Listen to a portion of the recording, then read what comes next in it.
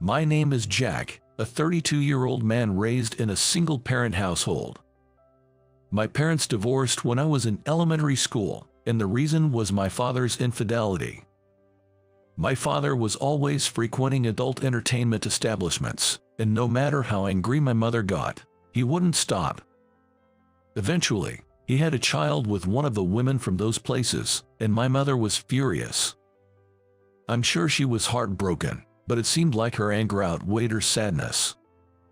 She said that she was done with this worthless man, and took my hand to leave our home. But we had nowhere to turn to. My maternal grandparents, my mother's parents, had passed away young due to illness. So, my mother couldn't rely on her parents. That's why my mother and I started living together in a small apartment. Since my mother didn't have much education, she couldn't land a well-paying specialized job. Therefore, she juggled 2 part-time jobs to make ends meet. I knew my mother was struggling, but I lashed out at her once because I was hurt by the teasing from my classmates. A classmate, Mike, who had been with me since elementary school, always looked down on me as the poor kid. Well, the poor kid came to school today. Everyone run. Poverty is contagious. If we don't run, we'll all become poor too. Why do you say things like that? It's as if you're treating me like a germ. Shut up. You're a poor person, so just live miserably. You should be ridiculed and cry about it. What did you say, you jerk? Oh, getting violent, are we? That's why I hate people with bad upbringing. Because poor people have rough hearts. It's normal for them to lash out at someone, right? Mike was a really infuriating guy. I wanted to get away from people like him as soon as possible, but we ended up at the same middle school. I thought that if he had money, he would go to a private middle school, but it seemed like Mike had failed to get into one. So, I guess that was why he was in public school. There was no one poorer than me in middle school, so Mike and his gang targeted me again. I was laughed at for my plain-looking lunch and for wearing ragged clothes. So, I blamed my mother. I said it was her fault we were poor, but I regretted it as soon as I said it. My mother looked deeply hurt and kept saying that she is sorry to me. Indeed, my father was a jerk, but he was a good earner. He probably vented his job frustrations in those adult places.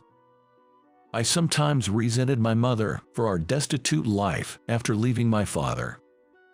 But then I realized my mother wasn't eating much. She prepared plenty of food for me, but she barely ate any herself. I wondered why, but as I grew up, I understood she was doing it for my sake. That's why I regretted saying such harsh things to her. My mother, worn out by years of hard work, including night shifts, eventually became bedridden. By the time I was in high school, she could barely get up, so I took on most of the household chores. Every time she apologized, it felt like a tightening pain in my chest. I realized I had been too dependent on her. After graduating from high school, I started working. One day, on my way home from work, I bumped into Mike, who had become a college student. He ridiculed me for not going to college and working instead. Well, so you didn't go to college and are working now. Guess the best you can do is be a low-wage laborer. It suits someone raised in a single-parent household like you. People like me, from wealthy families, go to college and even get fancy cars. Oh, is that so? Well, I'm satisfied with my life, so it doesn't matter what you think. Oh, what are you bragging about? Just a casual employee trying to act tough. In this world, college graduates rule.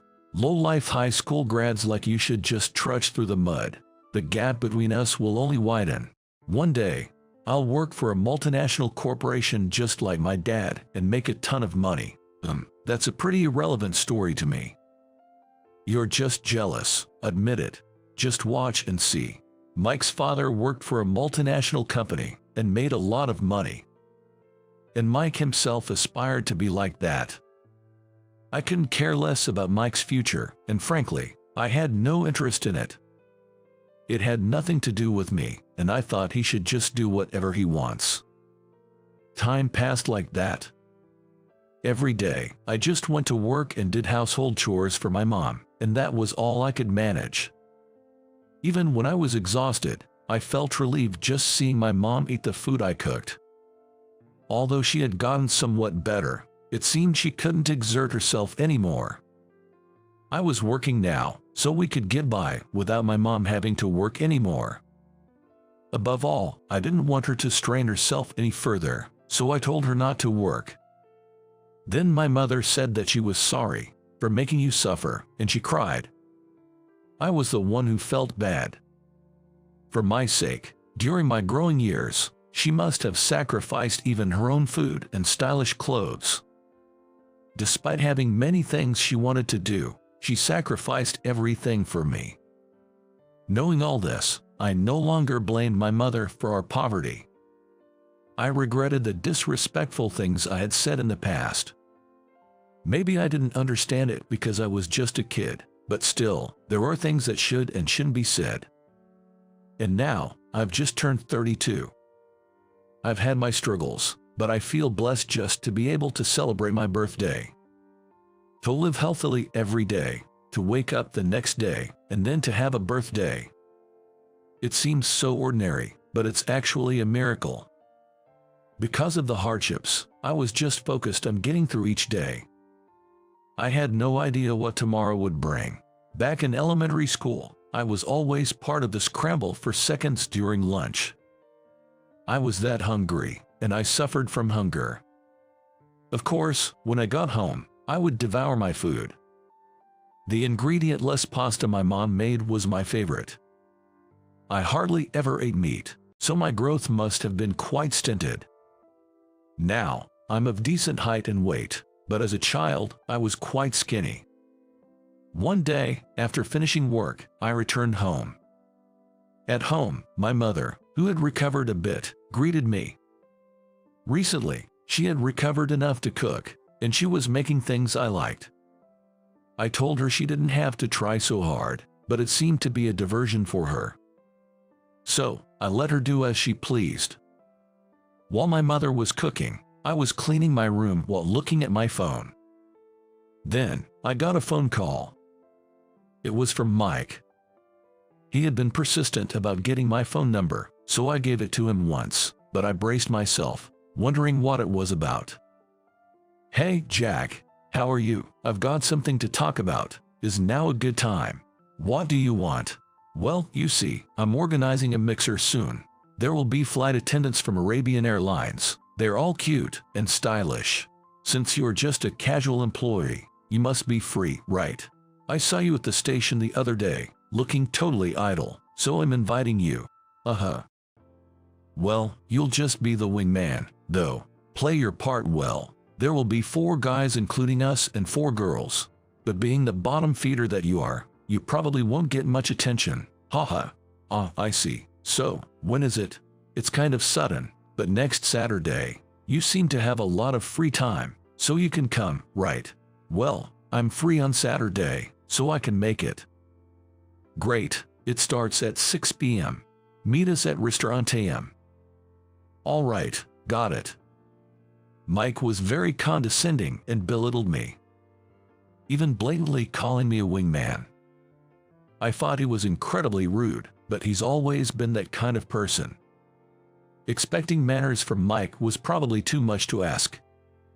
I found it annoying, but I decided to go, thinking it might turn into an interesting situation. When the designated Saturday arrived, I got ready around 4 p.m., changing my clothes and preparing to leave the house. By the time I finished, it was already 5 p.m., so I took my time getting to Restaurant AM, where I'd arrive at a good time. I took the train, and when I walked from the station to the restaurant, it was 5:45 p.m. I was a bit early, but decided to wait in front of the restaurant. At 5:50 p.m., Mike and the other guys arrived. They were dressed in what seemed like expensive, high-end fashion. I wondered if they were wearing brand-name clothes. Wow, what's with that outfit? So lame. Excuse me, you can't afford anything better, coming to a mixer in such a tacky outfit. Are you okay in the head? You'll surely be avoided by the girls. Well, they'll probably be fighting over me, though. The other guys laughed raucously, making me think they were just like Mike. Mike had the most vulgar laugh among them. I didn't think my outfit looked that poor, and I wondered why they had to belittle me so much. I wasn't bothering anyone, nor was I making anyone uncomfortable. Anyway, I followed Mike and the others into the restaurant. After 6 p.m., the girls arrived. They were flight attendants from Arabian Airlines, all tall and slender. It's like models. Sorry to keep you waiting. It's fine, it's fine. Come on, sit here. So, you're Emily, Jennifer, Catherine, and Lily, right? Yes. Wow, you all are so cute. You all work for Arabian Airlines, right? Yes, we're all colleagues. So, you're all the same age, then. We ordered drinks. While waiting, we started introductions, with the girls going first. I'm Emily, working for Arabian Airlines. I'm 25 years old. I'm Jennifer. I was born in March, so I'm still 24, but we're all colleagues. Wow, you're all so young. Max, Johnson, myself, and Jack here are all 32-year-old old men. Sorry for being old guys. Okay. Mike seemed particularly old-fashioned and creepy. I was sure the flight attendants must have been thinking it was gross. Their faces seemed strained. The other guys also said weird things, confusing the flight attendants. I wondered what they would do if they were accused of harassment. Even if they didn't intend to, the girls must have found their comments unpleasant. Then it was the guys' turn for introductions, and Mike gave a confident and lengthy self-introduction. I'm Mike, 32 years old and working in a trading company. I actually wanted to work for a multinational company, but a trading company isn't bad either. At this age, I'm already earning an annual salary of $80,000, so I can buy anything I want. Look, my watch today is Bulgari, and my shoes are Armani, and my hat is Gucci. Nice, right? Do you girls have any favorite brands? I'll buy them for you sometime. Ask for anything, just kidding. Internally, I was thinking, so gross. Mike, despite being only 32, sounded like a creepy old man in his 50s, with his relentless fawning. He was decked out in a mix of brands, which honestly made my eyes hurt. At least some coordination would have been better, but with a different brand for each item like his hat and shoes, it just looked odd. I wasn't sure if it was my lack of fashion sense or Mike's, but I definitely thought it was weird. Then, Mike pointed at me and burst out laughing. This is my classmate, Jack. Unlike me, he's at the bottom of the barrel. Grew up in a single-parent household, poor, and only finished high school. Hilarious, right? Hey, and he's a casual employee at his age. I see him at the station sometimes, looking so idle and envious. Oh, how nice it must be to have so much free time. Then, the flight attendants swarmed around me, saying things like, "Come on, Mike, what are you talking about? There's no way this man is a casual employee. Excuse me, why don't you say anything, Mr. Iran? When is your next first-class trip to Dubai?" Next week." "Oh, is that so?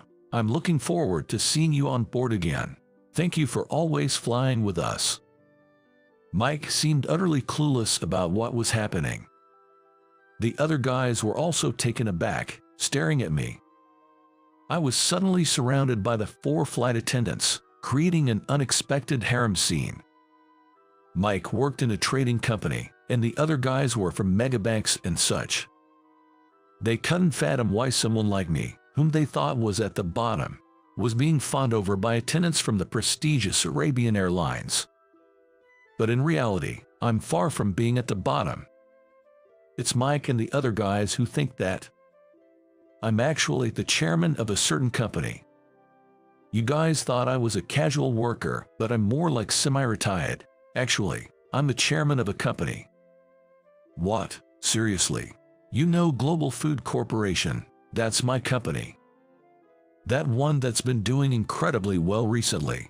The one started by a young entrepreneur that surpassed major food manufacturers in just 3 years. Yep, that's the one. I worked in a food processing factory after high school and used that experience to start my own food company. We may not be as well known as the major players, but our sales exceed theirs. How much do you make, then? My executive compensation is about $10 million. I used to make a bit more as a CEO, but I'm not that strapped for cash. The company's profits are more important, and it's not good for executives to be overpaid. 10 million. Mike nearly fell off his chair with his overreaction. The other guy's eyes were wide open. Seeing that I was not a bottom dweller but a successful individual, their faces turned red, perhaps out of frustration. I didn't intend to boast about my income, but since they mocked me, I felt the need to respond. Mike always saw me at the station and assumed I was a casual employee, but in reality, I had handed over most of the company's management to President Smith and became the chairman. I'm not sure about other companies, but becoming chairman freed up my time effectively. And it also allowed me to take care of my mother, who had been sickly. She's healthier now, but when I was heavily involved in work, I had to leave her care to housekeepers. But since she raised me, I wanted to take care of her myself, so I switched to working remotely and occasionally visited the office. But how could you start a company? Even if you worked at a food processing factory, you couldn't have had the expertise. That story about being the chairman must be a lie, right? It has to be. No, it's not a lie. Why would I tell such a pointless lie? I'm the founder and current chairman of Global Food Corporation. When I said I wanted to start a company, people who cared about me at the factory, like President Brown, invested in my idea. Really, I was well liked at the factory because I worked hard, so when I shared my dream of owning a company, President Brown and some clients invested. That's how I got to where I am today. So, it's actually you. Yeah, I don't appear in the media, so nobody really knows my face. Being shy, I had always declined media interviews. Also, my face isn't on the company's website. So, no one knew I was associated with Global Food Corporation. But it was different with these flight attendants. My company exports products to Arab countries, and occasionally I travel to Dubai for work. That's why I frequently fly with Arabian Airlines. The comfort on their flights is top-notch, and I always enjoy my journeys in the sky. Since I'm practically regular, the flight attendants recognize me. But there's another reason why they know I'm the chairman of Global Food Corporation. Once, Emily accidentally spilled wine on me, but I didn't get angry. Oh no, I'm so sorry, sir. I apologize profoundly. It's okay. Was it turbulence? But my shirt is wet now. I'll compensate for it. No need, really. But it should be fine with cleaning. How should we do for you, then? Just send a cleaning bill to my company. Here, this is my company. If you mention Chairman Jackaron, they'll understand. Chairman, I'm so sorry. The shirt was quite expensive, but I didn't want to make Emily feel bad, so I refused compensation. It cleaned up nicely, and I was happy to have the cleaning cost reimbursed later. Anyone can make mistakes, and I don't blame others for them. There might be passengers who'd yell in such a situation. But the attendants are human, too, and mistakes can happen on a turbulent flight. Since then, they remembered me as Chairman Iran, and I started getting remarks like, "Have a good trip, Mr. Iran." Since then, we've thought of Chairman Iran as very kind gentleman. But why did you stay silent about being the chairman? Aren't you upset about being ridiculed by Mike and the others? Yeah, you're such an important person, and it doesn't bother you being talked about like that. Well, let those who want to talk. They thought they were calling a wingman, but it turns out they were the wingmen themselves. Haha, that's right. What the heck, man? Getting all high and mighty. So you were looking down on us all along. You guys started by looking down on me, right? I don't get why you're mad. Are you just upset? Enough. Let's get out of here, guys. Fuming, Mike and the other guys left the restaurant. They must have been upset about losing the spotlight they thought they'd have. I didn't come here to be the center of attention, but being surrounded by the girls must have irked them. After that, we finished our meal and left the restaurant.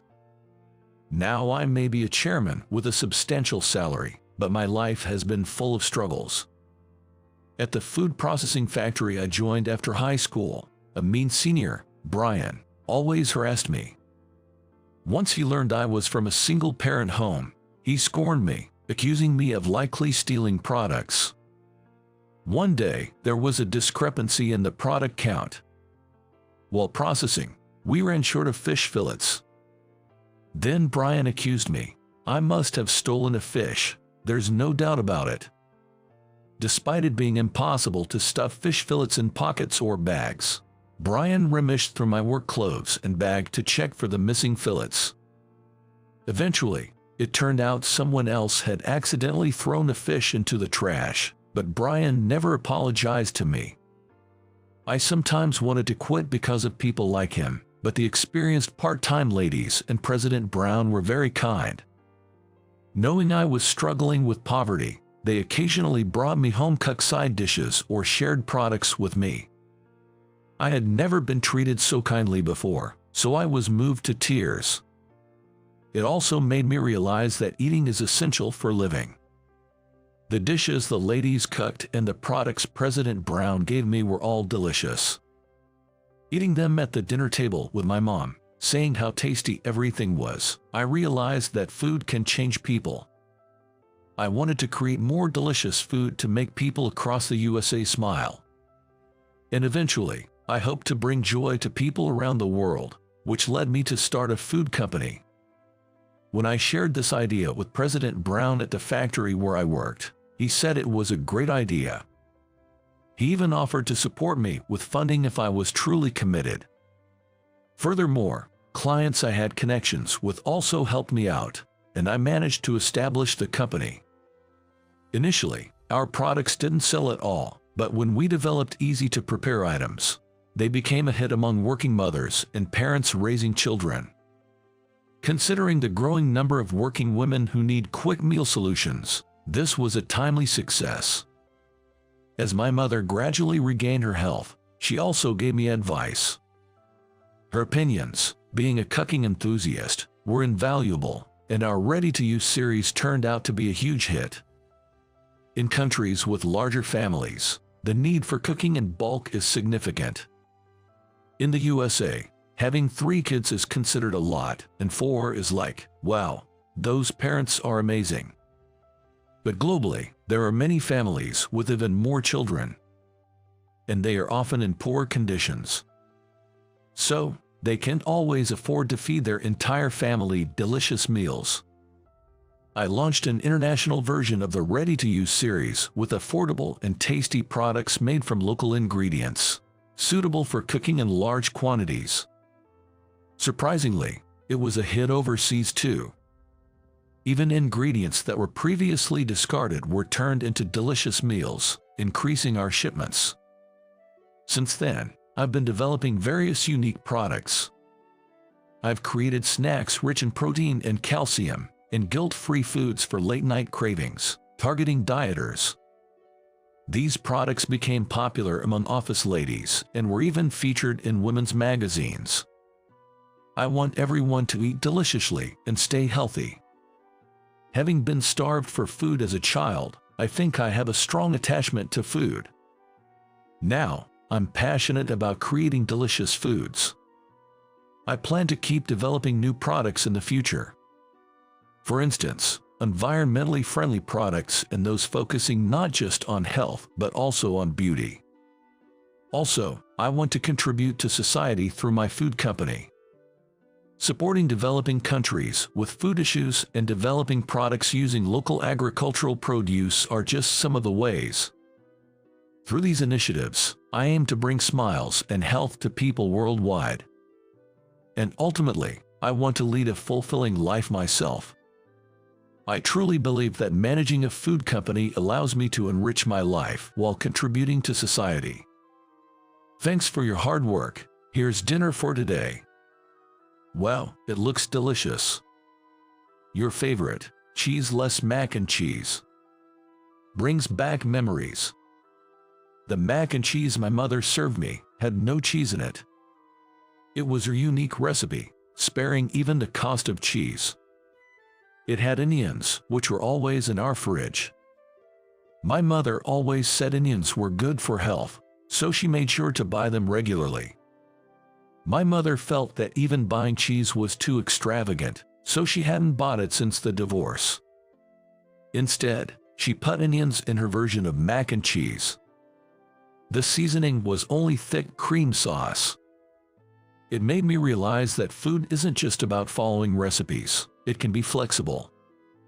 For instance, fried chicken doesn't always have to be made with chicken. It could be inexpensive pork or anything available at home. I started thinking that housewives and house husbands who cook could break away from traditional concepts. That's why I started developing products that could be easily prepared with ingredients already at home. In a way, my mother played a huge role in creating my hit products. She always said she hadn't done anything, but I owed to her for getting this far. One day, I flew with Arabian Airlines again. I was returning to the USA from a business trip. Someone winked at me on the flight. It was Emily, the flight attendant. She seemed interested in me, stealing glances my way. I, too, had been interested in Emily and hoped to get closer to her. Later, at the airport, she approached me, pulling her trolley, and invited me to dinner. Having never been asked out by a woman before, I wondered if I was dreaming. But Emily's eyes were earnest. "I'm so glad you came. I've always wanted to get closer to you," she said. "Really? That's nice to hear," I replied. "Thank you for being so kind when I made that mistake. I've liked you ever since that incident," she confessed. "Like, as in love? Yes, I've fallen for you. Please, would you go out with me?"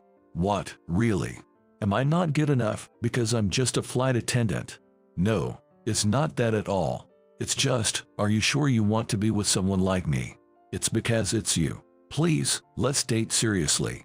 I was astonished by her confession. Sure, I hadn't gotten angry when Emily spilled wine on my shirt. Mistakes happen, and getting angry doesn't help. But she saw me as kind. I never thought of myself as particularly kind, nor did I consider myself mean. People who are cruel often lack self-confidence. Like Mike. I heard from other flight attendants that Mike was still hosting mixers. But his arrogant attitude meant he wasn't popular with the ladies. No matter how well off or employed at a trading company, no one wants to be with someone with such a personality. My relationship with Emily began, and I eventually introduced her to my mother. Mom adored her, treating her like a daughter. Since dating Emily, my life changed significantly. Having a girlfriend brought a sense of security, positively affecting my work and daily life. Every day felt purposeful, filled with motivation. Being with her naturally brought more smiles and a sense of peace. Our dates were rare due to our busy schedules, but they were always enjoyable, and time flew by. Every outing was so fun that parting was always regrettable. Emily, being a busy flight attendant, meant that I had to adjust my work and personal time to make room for moments with her. Even though becoming a chairman allowed me more freedom than before, I was still very busy. One day, when I proposed to Emily, she expressed her desire to become a full-time homemaker to support me. Leaving Arabian Airlines, a job she had worked hard to get, must have been a huge decision. But I was thrilled that she wanted to be a full-time homemaker to be with me. As my mother's health had fully recovered, Emily and I decided to live together in a high-rise apartment near my family home. In reality, our family home wasn't the shabby apartment many thought it was, but a luxury apartment. However, I assumed my classmates still believed I lived in the old, run-down place. A year after we started living together, Emily and I got married. We had our wedding in Hawaii. My mother was overjoyed, crying tears of happiness, and Emily's parents were also very happy. She was their beloved daughter, and I was determined to cherish her forever. After our marriage, Emily and I led a life that seemed straight out of a fairy tale. She became a wonderful wife, dedicating herself to managing our home. Though I was often engrossed in my work, Emily's constant support enabled me to keep pushing forward. Eventually, we were blessed with a child. When our son was born, I was so moved that I cried tears of joy. Despite being new to parenting, Emily devoted herself entirely to raising our child. I feel incredibly fortunate to be married to Emily. We occasionally visit my mother with our son, and she always greets us with a gentle smile. All the hard work over the years felt truly rewarded.